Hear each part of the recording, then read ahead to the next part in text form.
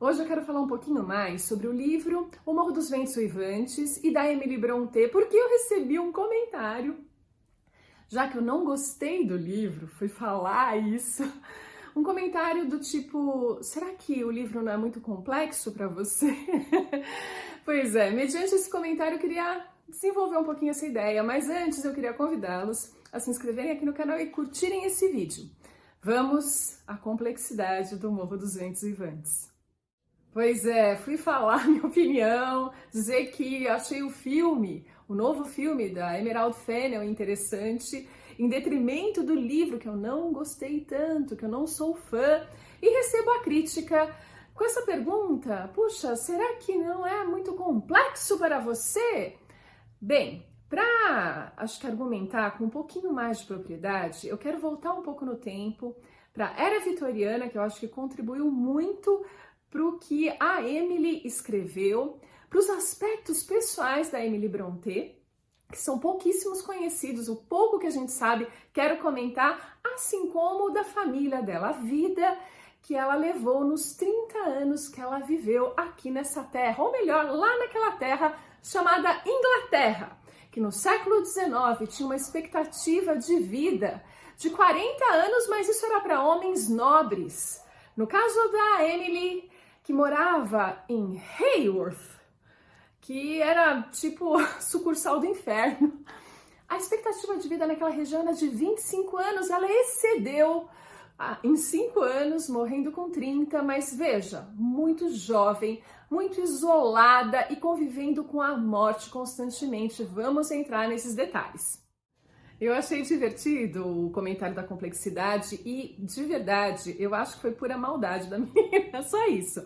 Mas abre aqui para a gente falar um pouquinho de Umberto Eco, de obra aberta, de semiótica e voltar lá para essa era vitoriana, onde a morte era uma constante na vida das pessoas. A própria Rainha Vitória perdeu o marido logo e conviveu com o fantasma dele por 40 anos. Sim, o cerimonial dos castelos que ela morava seguiam como se ele estivesse vivo, porque a morte era uma constante para quem viveu nessa época e para Emily não é diferente. Eram 5 irmãs e um irmão. Ela perde 2 no internato, que era meio castigo, era tortura. Pois é, elas morrem de desnutrição e pneumonia, tuberculose, esse tipo de morte. Ela perde também a mãe logo depois do último parto. Aí vem uma tia ajudar, a tia morre também. Sobra o Branwell, que é o irmão, né? Ela tem 2 figuras masculinas. O irmão, que é problemático, viciado, e o pai, que é indiferente, que leva a família para esse condado de Haworth para ganhar o presbitério dele e perde todo mundo. Todo mundo vai morrer nessa história, com exceção dele. Pois é, morre também o Branwell 3 meses antes da própria Emily Brontë morrer. Haworth merece umas palavrinhas a mais, sim, explicar um pouquinho o porquê que tá tão abaixo da expectativa de vida da Inglaterra, de 40 anos, lá é 25, porque é uma região de pântanos e ventos, assim, a vegetação, toda a parte geográfica ali é inóspita, é difícil. A água não é tratada, e eu não sei se vocês sabem, mas no passado as pessoas bebiam cerveja, não porque fosse um bando de alcoólatras, não, porque a cerveja, o processo de fabricação da cerveja permite que a água, que no passado matava as pessoas, fosse esterilizada e você consumisse de forma mais segura. Tanto a cerveja como o vinho são formas de ingerir água mais tranquilamente do que água contaminada que matava. Pois é, o fato dela morrer com 30 anos em Haworth tem tudo a ver com essa região extremamente inóspita. E o cenário de O Morro dos Ventos Uivantes é esse. É a região pantanosa, é a região de água contaminada e de baixa expectativa de vida. Emily Brontë, dentre as irmãs, é a menos conhecida, era a mais reclusa, a mais antissocial, a mais tímida. não se sabe muito dela. Eu li uma biografia da família, então ela é a mais que menos se sabe. E ela escreve o livro mais contundente das três. As três começam a escrever, as três irmãs, escondidas, nenhuma contava para outra, até que um belo dia elas descobrem, e a Charlotte, que viveu mais ali dentre elas, pega esses manuscritos e vai buscar publicação, é toda uma história. Os textos reunidos no primeiro volume que elas fizeram, vendeu 2 cópias só, mas depois ela vai para os romances isolados de cada uma delas, da Anne, da própria Charlotte e da Emily, e são publicados. O da Emily foi o que mais demorou para fazer sucesso. A Emily, que morreu em 1848, lá na metade do século XIX, é na virada para o século XX que a Emily Brontë é aceita pelos críticos, porque ela fez uma coisa muito louca e que eu acho que é a melhor parte do livro. Ela criticou o moralismo da era vitoriana. A era vitoriana era de se conviver com os fantasmas, com os mortos, mas tinha que manter a moral e os bons costumes. O que a Emily Brontë faz? Uma história que fala de amores esquisitos, coisas diferentes, obscuras, de comportamentos estranhos e de vingança. Porque se você olhar para o lado vingança, o livro até que fica mais divertido. Porque é um amor super frustrado, é super grande, mas frustrado. Eu acho que a Emily tinha essa semente dentro dela. Um grande amor, uma grande intensidade que foi frustrada nessa vida de 30 anos lá no meio do charco, dos pântanos da Inglaterra.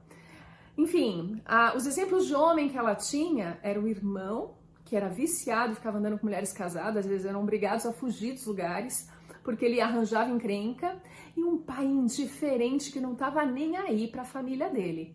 Essa é a parte que me parece ser verdadeira. Se meteu lá naquele buraco para conseguir sobreviver, e quando as filhas falam que os livros estão sendo publicados com pseudônimos masculinos, obviamente, ele nem liga. É isso, ela até para de falar, a Charlotte, dando a notícia, porque o pai já, grande coisa, tipo isso. Se Emily Brontë escreveu O Morro dos Ventos Uivantes como uma forma de protesto, de luta contra o moralismo da era vitoriana, talvez o filme da Emerald Fennell também tenha feito isso, só que de uma forma mais moderna. Eu acho que eu revi, gente, eu tenho tipo uns 6 vídeos já feitos aqui no canal, 3 de biografia e uns 2, 3 sobre o Morro dos Ventos Uivantes. Eu tinha até esquecido disso. Há 4 anos atrás fiz esse monte de pesquisas e encontrei esses detalhes que até me fizeram entender melhor o filme. E continuo não gostando muito, não sou muito fã da obra, por uma questão de gosto, apesar de... Ok, vamos para a parte se foi muito complexo para mim. E aí eu vou pedir ajuda do Umberto Eco e da obra aberta, do conceito de obra aberta, que é quando o autor escreve, mas ela não está completa, mesmo, né, ele coloca toda ali a sua história, todos os elementos, mas é quando encontra o leitor e os inputs desse leitor, e de preferência o leitor modelo, que é o ideal para o livro, né, não qualquer leitor, mas que aí se complementa a obra. É um jogo que existe entre escritor e leitor. E nada ali é absoluto e definitivo. É óbvio que não é.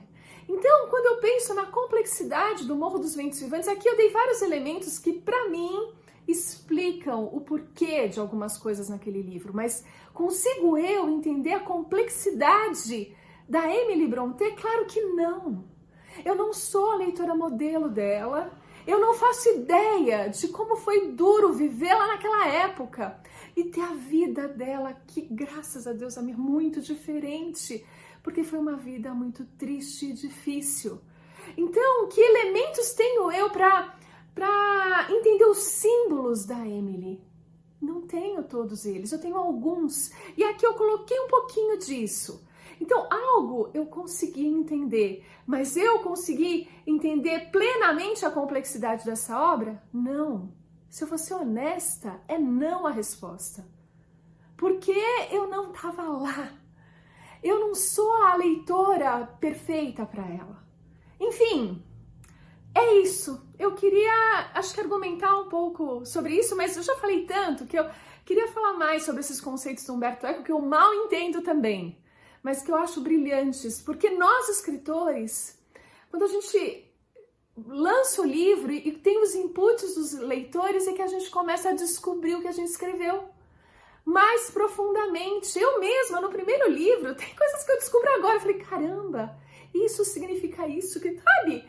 Nem eu mesma sabia da profundidade de alguns pontos.